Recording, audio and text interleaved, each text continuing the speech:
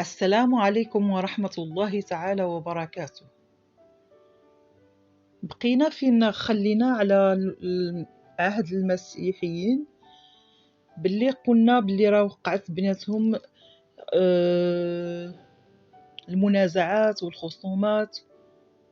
أما اليهود فقد تمتعوا بقسط من الحرية الدينية في فترة الحكم العثماني، لم يحظوا بمثله في أي من البلدان الأوروبية، ولم تتخذ ضدهم أي إجراءات من شأنها أن تساعد على التمييز بينهم وبين السكان. وقد نتج عن ذلك قيام علاقات متينة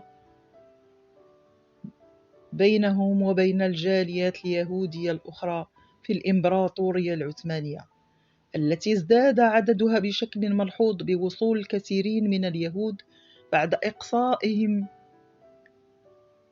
وتشريدهم عن أسبانيا والبرتغال سنة 1492 ميلادية، وبعد سماح السلطات العثمانية لهم بالعيش في فلسطين. وبحلول سنة 1522 ميلادية أصبحت في القدس جالية يهودية سفارادية تزايد نموها خلال القرنين السادس عشر والسابع عشر بوصول بضع مئات من اليهود الحسيدين من بولونيا سنة 1777 ميلادية، مما ساهم في تأسيس طائفة الأشكنازية في المدينة إلى جانب الطائفة السفارادية. وفي سنة 1806 ميلادية أصبح عدد اليهود في القدس 2000 نسمة، وقفز بحلول سنة 1819 ميلادية إلى 3000 نسمة. وتعززت هذه الجالية خلال العقدين التاليين بوصول العشرات من يهود صفد الذين هجروا مدينتهم بسبب الهزات الأرضية التي تعرضت لها خلال السنوات 1834 إلى 1837 ميلادية. وكان قد طرأ تحسن على مركز اليهود في الإمبراطورية العثمانية بشكل عام والقدس بشكل خاص، وتعزز ذلك بعد حصول مونتفيوري الثري اليهودي البريطاني وآخرون على فرمان من الحكومة العثمانية في تشرين أول أكتوبر 1840 ميلادية، يكفل حماية اليهود ويضمن لهم حرية معتقداتهم الدينية. فاعترفت الحكومة العثمانية بالحاخام السفارادي الأكبر الحاخام باش رئيسا للطوائف اليهودية في الإمبراطورية، ومنحته صلاحية الموافقة على انتخاب حاخام سفارادي أكبر اليهود بفلسطين هاريشون ليتسيون تكون القدس مقرا له، باعتباره رئيسا وممثلا لكل اليهود في فلسطين، ويمارس صلاحيات إدارة شؤونهم الدينية والدنيوية، وكذلك صلاحيات قضائية وسياسية. وتنفذ السلطات العثمانية الحاكمة قراراته، مما ركز دعائم الجالية اليهودية في فلسطين والقدس.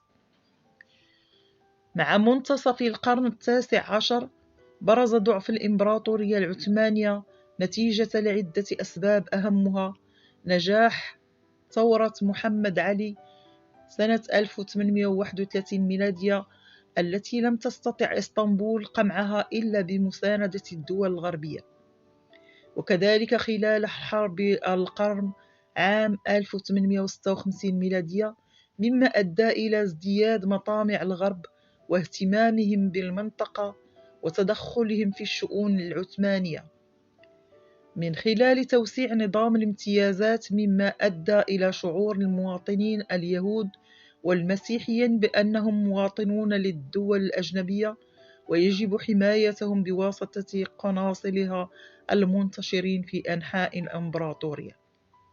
وأدى ذلك إلى الاهتمام المتزايد من قبل الدول الغربية لفتح قنصليات جديدة في القدس لرعاية مصالحها، وتقدم الحماية لرعاياها لا سيما اليهود منهم، مما أدى إلى ازدياد عددهم بأطراد.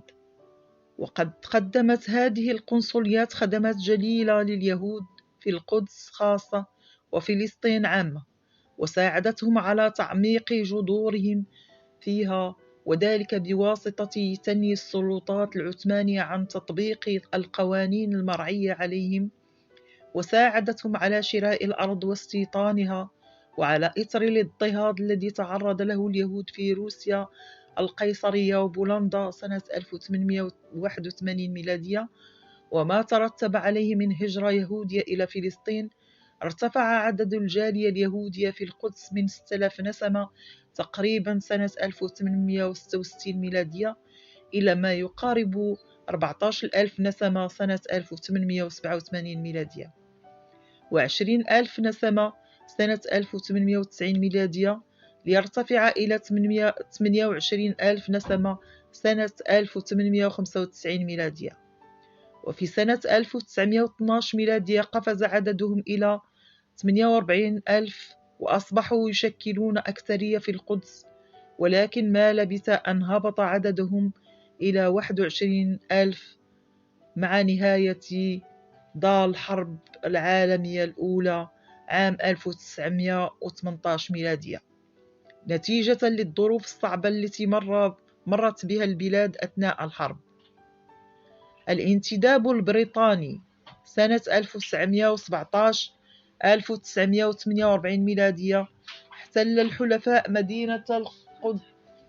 مدينة القدس في 9 ديسمبر 1917 ميلادية، وأنشأت بريطانيا حكومة عسكرية في فلسطين قبل أن تكمل احتلالها لشمال فلسطين في سبتمبر 1918 ميلادية. عينت الحكومة الإنجليزية الجنرال كلايتون على رأس الإدارة العسكرية في فلسطين، والتي عملت بمساعدة لجنة صهيونية أرسلت إلى فلسطين بموافقة الحكومة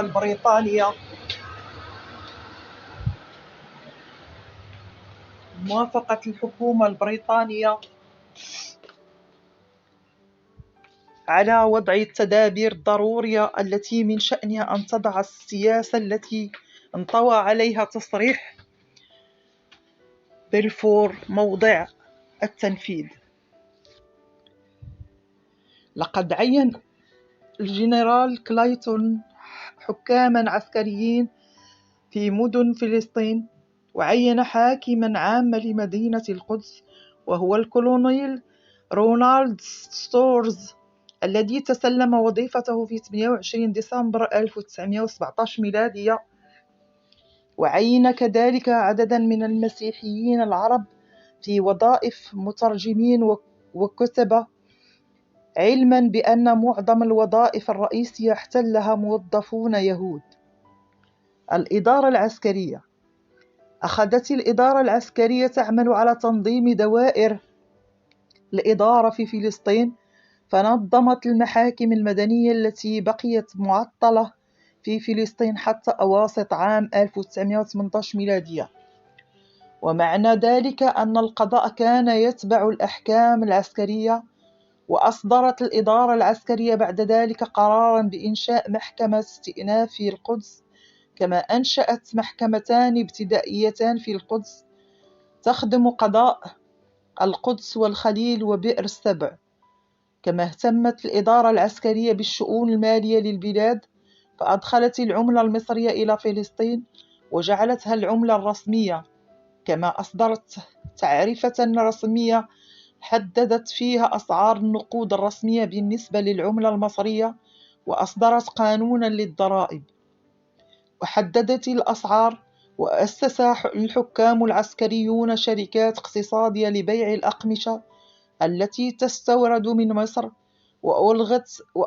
وألغت الإدارة العسكرية معاملات الأراضي، وأغلقت دوائر الطابو. وأوكلت بريطانيا مهمة حفظ الأمن في مدينة القدس إلى حراس من المسلمين الهنود، ممن كانوا جنودا في الجيش البريطاني المحتل لفلسطين. وأصبحت المحافظة على الأمن منوطة بالإدارة العسكرية، لكن الإدارة العسكرية سمحت للمستوطنات اليهودية بإنشاء حرس خاص لها، وظل هذا الوضع ساريا حتى في زمن الإدارة المدنية. أما من الناحية الإدارية فقد قسمت فلسطين إلى عدة ألوية، يحكم كل لواء حاكم إنجليزي، وقسم اللواء الواحد إلى عدد من الأقضية، ويطلق على حاكم القضاء قائم مقام، وغالبا ما يكون من العرب. واقتصرت المناصب الرئيسية والعليا في حكومة فلسطين على الإنجليز واليهود، فكان منهم المندوب السامي والسكرتير العام وقاضي القضاة وحكام الألوية. ومنذ احتلال القدس ظهر التواطؤ الاستعمار البريطاني مع الصهيونية، فقد سمحت بريطانيا لوفد صهيوني برئاسة حاييم وإيزمان بالحضور إلى القدس، وقام الكولونيل رونالد ستورز حاكم القدس العسكري ببذل مساعيه ليعقد اجتماعات بين الوجهاء والأعيان الفلسطينيين من جهة، وأعضاء اللجنة الصهيونية، والتي كانت تقوم بشرح أهداف الزيارة لإزالة مخاوف الفلسطينيين من إقامة الوطن القومي اليهودي في بلادهم. من جهة أخرى، وحاول ستورز إقناع أعيان المسلمين ببيع ممر حائط المبكي مقابل 80,000 من الجنيهات، الأمر الذي رفضه المسلمون. ومن جهة أخرى، كان أعيان ووجهاء القدس قد أبدوا استياءهم واستنكارهم من خطاب الجنرال اللينبي الذي احتل القدس في 11 ديسمبر 1917 ميلادية، حيث أظهر غطرسته أثناء إلقاء خطابه أمام حشد كبير من أعيان القدس وضواحيها، وخاصة عندما قال جملته المشهورة: اليوم انتهت الحروب الصليبية. ولم تكتفي الإدارة العسكرية بالسماح للجنة الصهيونية بزيارة القدس ومحاولتها شراء ممر حائط المبكي، بل سمحت للجنة الصهيونية برئاسة حاييم وإيزمان أن تعقد اجتماعات في مدن فلسطين التي زارتها. فعقدت اللجنة الصهيونية مؤتمرها في مدينة يافا، وأعلن فيه اليهود برنامجا متكاملا من أجل إنشاء وطن قومي لليهود في فلسطين، وقرروا أن يكون شعارا للعلم الصهيوني واستعمال أرض إسرائيل بدلا من فلسطين. وقوبلت البعثة الصهيونية بمظاهرات واحتجاجات عرب فلسطين التي عمت معظم مدن فلسطين. وخلال ذلك شعر الفلسطينيون بعمق التحالف البريطاني الصهيوني، مما دعاهم إلى تشكيل الجمعيات وإقامة المؤسسات الاجتماعية والثقافية والسياسية في القدس وغيرها، ومن أهمها النادي العربي في القدس برئاسة الحاج أمين الحسيني، والجمعية الإسلامية، وجمعية الفدائية، والمنتدى العربي، ونادي الإخاء وغيرهم.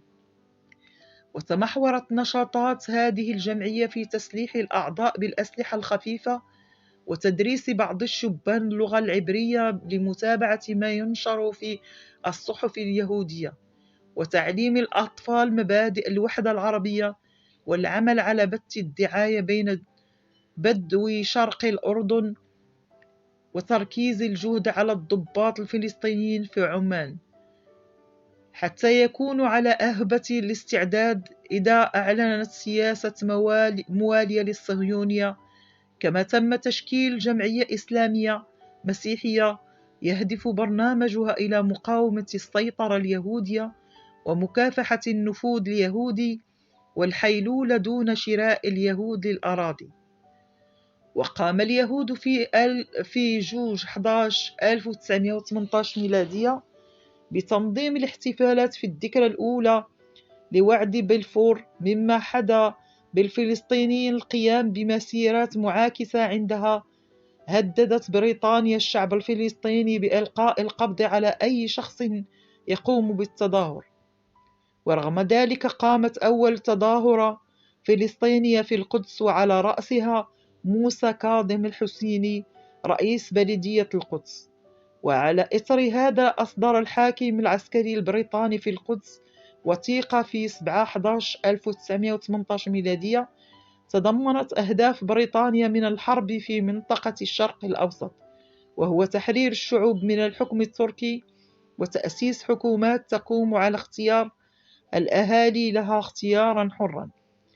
ونتيجة لذلك عقد أول مؤتمر عربي فلسطيني في القدس في الفترة ما بين 27 يناير و10 فبراير 1919 ميلادية. حضره 27 مندوبا عن الجمعيات الإسلامية والمسيحية من مختلف أنحاء البلاد برئاسة عارف الداودي الدجاني. وأعلن المؤتمر أن قراراته تعبر عن أماني ومطالب شعب فلسطين، وتتمثل في اتحاد فلسطين مع سوريا واعتبارها جزءا منها، ومنع الهجرة اليهودية، ومنع قيام وطن قومي يهودي. كما أشارت إلى أن اليهود الذين يقطنون فلسطين يعتبرون مواطنين يتمتعون بكافة الحقوق والواجبات التي يتمتع بها المواطنون العرب، غير أن الجنرال اللمبي منع إصدار هذا المنشور.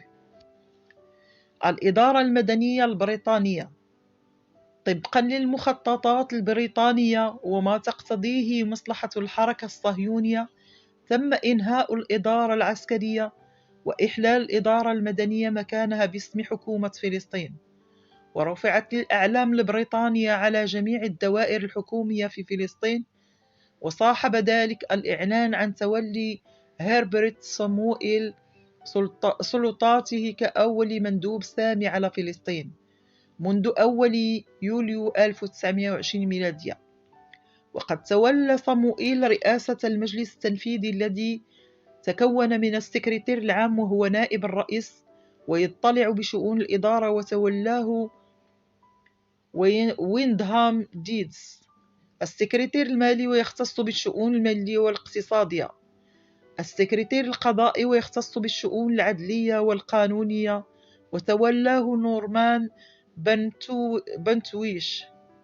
وشكل صموئيل مجلسا استشاريا يتكون من 20 عضوا، نصفهم من الإنزيج، و7 منهم من العرب، و3 من اليهود، وتكون وظيفته الاستشارية فقط. ومع بدء ولصموئيل سلطاته كمندوب سامي على فلسطين، دعا ممثلين عن جنوب فلسطين ليجتمع بهم في القدس بتاريخ 7 يوليو 1920 ميلادية. وفي 8 يوليو اجتمع إلى ممثلين عن شمال فلسطين في حيفا، وألقى بيانا حول السياسة البريطانية في فلسطين، وتلا على المجتمعين رسالة الملك جورج الخامس التي أكثر فيها من امتداح النزاهة المطلقة التي تتبعها الدولة المنتدبة، وأكد تصميم حكومته على احترام حقوق جميع الأجناس والعقائد في فلسطين. وأخذ يشرح القواعد الأساسية للحكومة وأعمالها، وتحدث عن الوطن القومي لليهود، وأعلن أن قيام الوطن القومي لليهود يساعد على نهوض أحوال البلاد اقتصاديا. وبذلك أوضح صموئيل النقاط الأساسية التي جاء من أجل تنفيذها والعمل على تثبيتها في فلسطين، التي تمثل هدفه الرئيسي في وضع الأسس الكفيلة بإنشاء الوطن القومي اليهودي في فلسطين. ولذلك فقد فتح فلسطين للهجرة اليهودية وحددها سنويا 1650 مهاجرا، وعمل على إنشاء لجنة للأراضي، كما كان هدفها تسهيل عمليات البيع لليهود. ومنح اليهود استثمارات ومشروعات كبرى، منها مشروع روتنبرغ للكهرباء، ومشروع بوتاس البحر الميت، وغيرها من المشاريع الهامة والاستراتيجية في فلسطين. كما اعتمد اللغة العبرية لغة رسمية في البلاد، مع أن غالبية الشعب العربي مسلم. وتم عرض برنامج صموئيل هذا على مجلس العموم البريطاني، فوافق عليه في 27 أكتوبر 1920 ميلادية. وهذه كانت البداية الحقيقية التي أزاحت اللثام عن الوجه الزائف للاحتلال البريطاني، الأمر الذي أثار صراعا سياسيا في البلاد منذ بداية الانتداب حتى نهايته. أكد الشعب العربي الفلسطيني خلاله عزمه على مكافحة السياسة الاستعمارية والسياسية الصهيونية الاستيطانية ومقاومتها، فأعلن حربا على الصهيونية. وقامت المظاهرات والثورات المتلاحقة، وعقدت المؤتمرات التي نددت بالصهيونية والاستعمار، وشكلت الحركات والأحزاب الثورية والمجالس والجمعيات النقابية والوطنية، وكرست كل جهدها لمقاومة الاستعمار وسياسة التهويد التي ينتهجها. وفي شهر آذار مارس 1921 ميلادية أصدر المندوب السامي هربرت صموئيل أمرا بتشكيل مجلس إسلامي أعلى يشرف على إدارة الأوقاف الإسلامية وتعيين قضاة المحاكم الشرعية، وعرف بالمجلس الإسلامي الشرعي الأعلى، ومركزه القدس. وتألف من رئيس العلماء و4 أعضاء، وأنيطت به إدارة ومراقبة الأوقاف الإسلامية، وتعيين القضاة الشرعيين ورئيس وأعضاء محكمة الاستئناف الشرعية. واختير مفتي القدس الحاج أمين الحسيني رئيسا للمجلس الإسلامي الأعلى، وذلك بعد وفاة أخيه كامل الحسيني في عام 1922 ميلادية. لقد اهتم المجلس بالأوقاف الإسلامية والمحاكم الشرعية والمعاهد الدينية وغيرها من المؤسسات الإسلامية، ولا سيما المسجد الأقصى. التنظيم البلدي خلال فترة الانتداب. قام الجنرال نيمبي بعد فترة قصيرة من دخوله القدس باستدعاء ماكلين مهندس مدينة الإسكندرية لوضع الخطة الهيكلية الأولى لمدينة القدس والمقاييس والمواصفات والقيود المتعلقة بالبناء والتطوير فيها. وقام الأخير بوضع أول مخطط هيكلي لها سنة 1918 ميلادية، كان أساساً للمخططات التي تلته. وبناء على هذا المخطط تم تقسيم المدينة إلى 4 مناطق: البلدة القديمة وأسوارها، المناطق المحيطة بالبلدة القديمة، القدس العربية، القدس الغربية اليهودية. ونصت الخطة على منع البناء منعاً باتا في المناطق المحيطة بالبلدة القديمة، ووضعت قيوداً على البناء في القدس العربية، وأعلن عن القدس الغربية اليهودية كمنطقة تطوير. وقد اتسم هذا المخطط بتعزيز الوجود اليهودي في المدينة، كما عمل على إحاطتها بالمستوطنات لمنع أي توسع عربي محتمل، ومحاولة السيطرة على الحكم البلدي كخطوة نحو الاحتلال الكامل للمدينة وتحويلها إلى عاصمة للدولة اليهودية. وقامت سلطات الانتداب بحل المجلس البلدي وتعيين لجنة من 6 أعضاء لإدارة البلدية تتألف من 2 من كل طائفة، وكان يرأس هذه اللجنة أحد أعضاء المسلمين، وينوب عنه في حال غيابه عضوان من الطائفتين الآخرين، ويقومان بمهام الرئيس بالتناوب. ومع تطبيق الإدارة المدنية عام 1920 ميلادية أعيد تشكيل هذه اللجنة، حيث عينت السلطات البريطانية مجلسا استشاريا لإدارة شؤون البلدية يتكون من 17 عضوا، منهم 10 ضباط بريطانيين و4 أعضاء مسلمين و3 أعضاء يهود. ثم استبدل هذا المجلس بمجلس آخر يرأسه عربي يتكون من 12 عضوا، نصفهم من العرب، 4 مسلمين زائد 2 مسيحيون، والنصف الباقي من اليهود. وخلال الفترة ما بين 1918 و 1947 ميلادية خدمت مجموعة من العوامل الخارجية مساعي الحركة الصهيونية، فمع تزايد أعمال العنف ضد اليهود في مختلف أنحاء أوروبا وصعود النازية إلى الحكم في ألمانيا سنة 1933 ميلادية، ازدادت هجرة اليهود من دول أوروبا إلى فلسطين بتشجيع سلطات الانتداب البريطاني، فقفز عدد المستوطنين اليهود من 10,000 عام 1918 ميلادية إلى ما يعادل 25% من مجموع السكان. والسلام عليكم ورحمة الله تعالى وبركاته. إلى الحلقة